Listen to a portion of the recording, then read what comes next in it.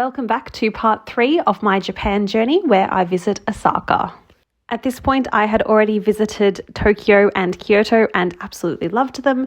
So we caught the train from Kyoto down to Osaka and went straight to the hotel, which was the Crown Plaza Osaka. This hotel was very spacious and clean and was in a fantastic location with really great views. It was just a concrete jungle out there. The bathroom was really spacious and had a shower that was enclosed separately with the bath, which I thought was very interesting. And we were staying up on level 22, so hence why we had really great views. So after putting our belongings in the room, we went out for a walk and came across this cute little area underground, which later turned out to be part of the Osaka station, which just extends really far underneath. I came across the Pokemon Center Osaka and just couldn't help myself. And I came across the Demaru, which turned out to be absolute heaven. We then caught the metro to Shinsabashi, and at first I thought it was quiet. However, once I exited the metro and walked into the main center, it did turn out to be quite busy. There were quite a lot of people. We then went back to the room to relax. The next day we went to Osaka Station because it was Universal Day, which was the day that I was most looking forward to. So we caught the metro out to Universal Studios. And we arrived there about 9 a.m. and I have to admit it was already full of people.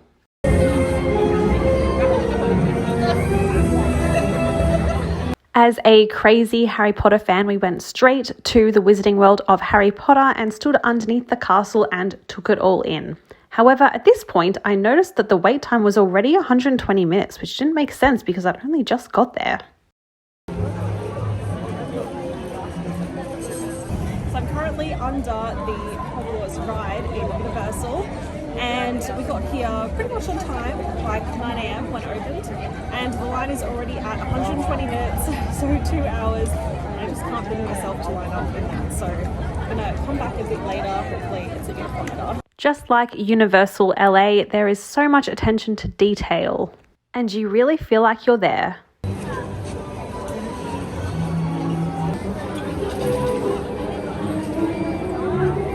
We then had a coffee and a piece of pizza and went to Jurassic Park and watched this ride that made me feel really ill just watching it.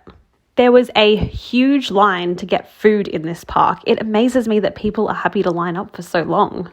They had a very realistic velociraptor which blinked and moved its head and was really convincing.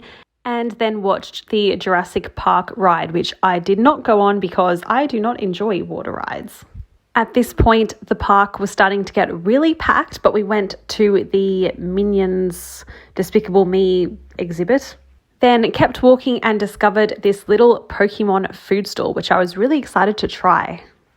So I really wanted to get a Pokemon cookie, and I went to go line up, and these people in line already have a ticket, and the next available ticket to get a cookie was for 9 p.m, and to put things in perspective, it's only 11:30 now, so yeah, there's a long wait for everything to do with food here. So really upset about the Pokemon cookie, I walked back to the Wizarding World of Harry Potter and lined up for about 45 minutes to get a butterbeer.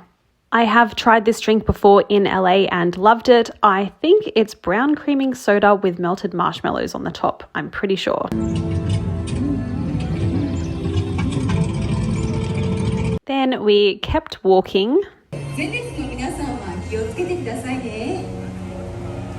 皆さん、優しく接してくれてありがとうございます。おかげでこの子たちほら。So back in Jurassic Park, I had no idea what they were saying, but there was this cute little baby dinosaur, and then we went to the little Snoopy area too.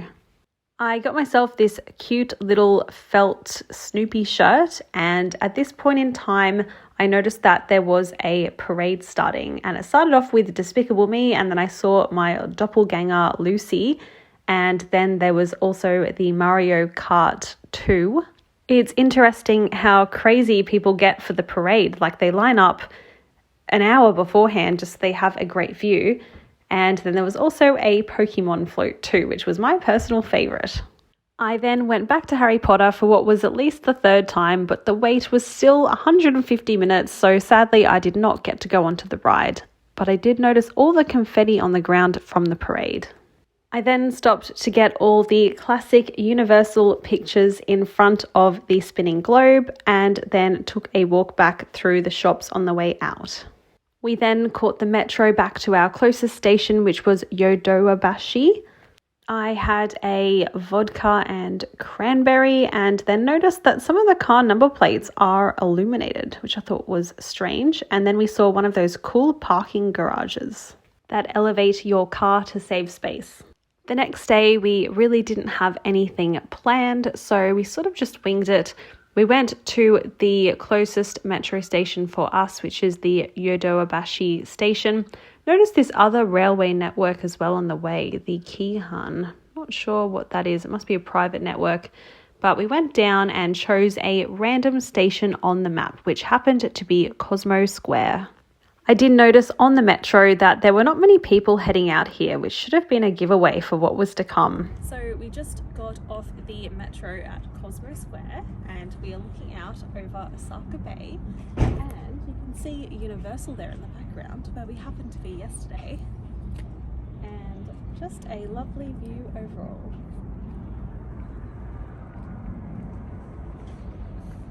So we then walked parallel to the water to take in the views and came across the Osaka Maritime Museum, which looked fine from afar, but then as I got closer, I realized that it is definitely abandoned. Everything was covered in a layer of dust, and the weeds and plants outside were really overgrown, and the concrete was all cracked and full of weeds. And then I realized that the whole surrounding area was completely abandoned.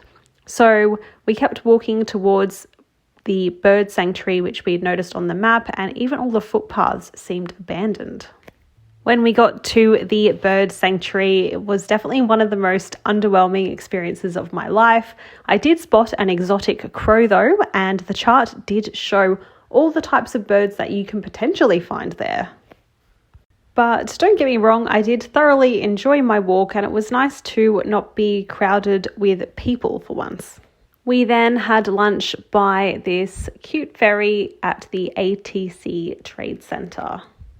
We noticed this really tall building, and then inside you could buy tickets to the observation deck. So we went up a clear lift up to level 55 and got some really good views from the lift. This experience kept getting stranger because Cosmo Tower had no one in it, even when we got to the top. It was completely empty, and then we had to go up these escalators, which were so steep, that took you up to the observation deck where you had an amazing view of the whole of Osaka. It was like a hidden gem. Admittedly, Cosmo Tower did have that sort of same strange, spooky, abandoned feel to it, and I'm pretty sure the carpet was very moldy, but it was amazing to be able to look straight down on Osaka and on the traffic, and very strange to observe that even for lunchtime on a Saturday, there were almost no cars on the road. Cosmo Tower did offer fantastic views towards the abandoned Maritime Museum. And overall, I really enjoyed my time up here, and it was very inexpensive. I think it worked out about $10 Australian. It was then time to go down the very steep escalators, which really felt like a portal to another world. It was so strange. But overall, this was one of my favorite days in Osaka. It was very spontaneous, nothing was planned, and just a fun little adventure. As we had done a lot of steps, we then retired for the night. The next day, it was pouring rain, but we decided to check out the Osaka Castle.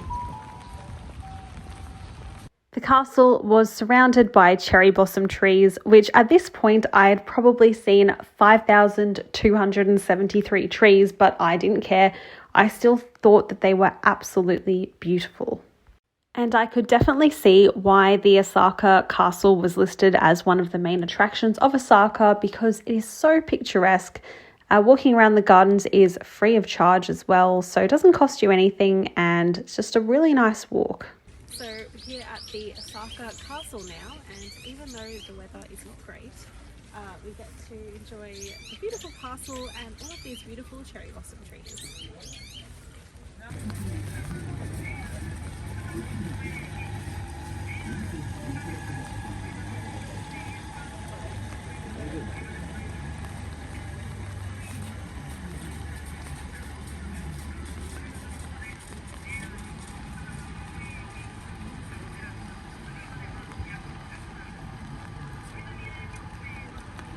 At this point, I was starting to feel really exhausted from all the walking, so we decided to head back towards Osaka Station.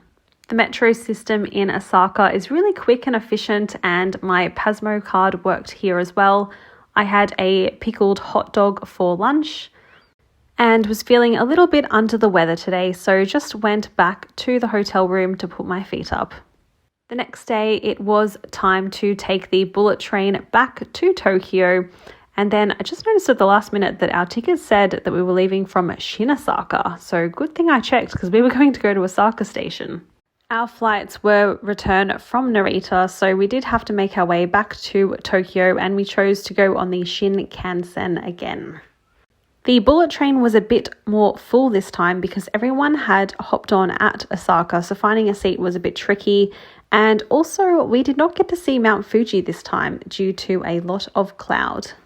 When we arrived at Tokyo Station, we then had to swap trains to go out to Narita, and we caught this different kind of train with 2 levels, but we sat in the green section, and because we didn't have a Suica card, it meant there were a few hiccups along the way, but after paying a little bit extra, we got to enjoy what was pretty much an empty train. There was not really anyone else on board, which was very strange.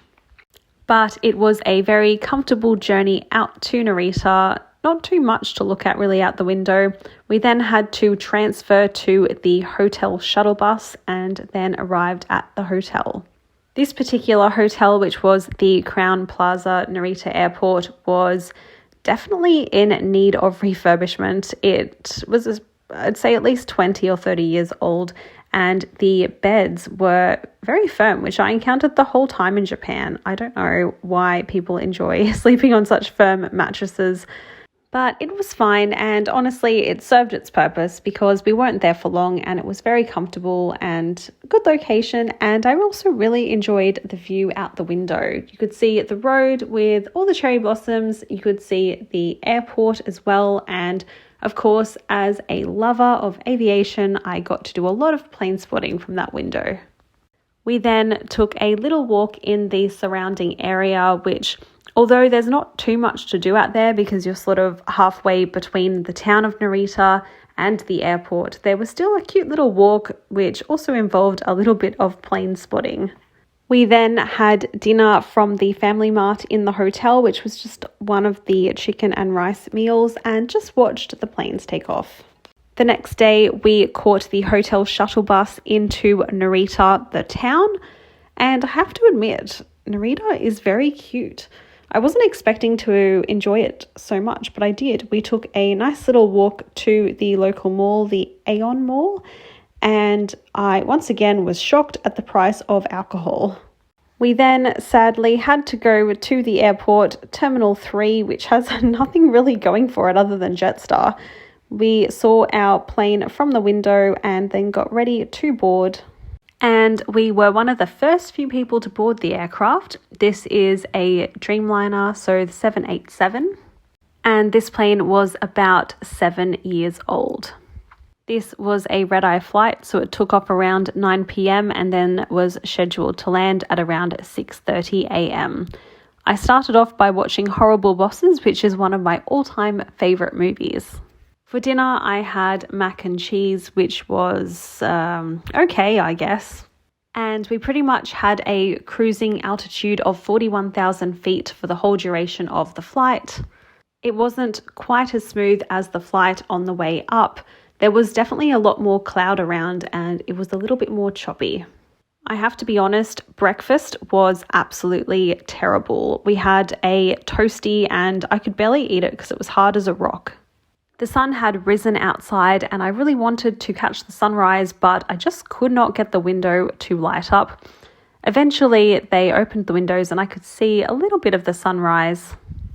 And then on approach into the Gold Coast, there was a lot of clouds, so I couldn't really see too much and it was a bit choppy as well.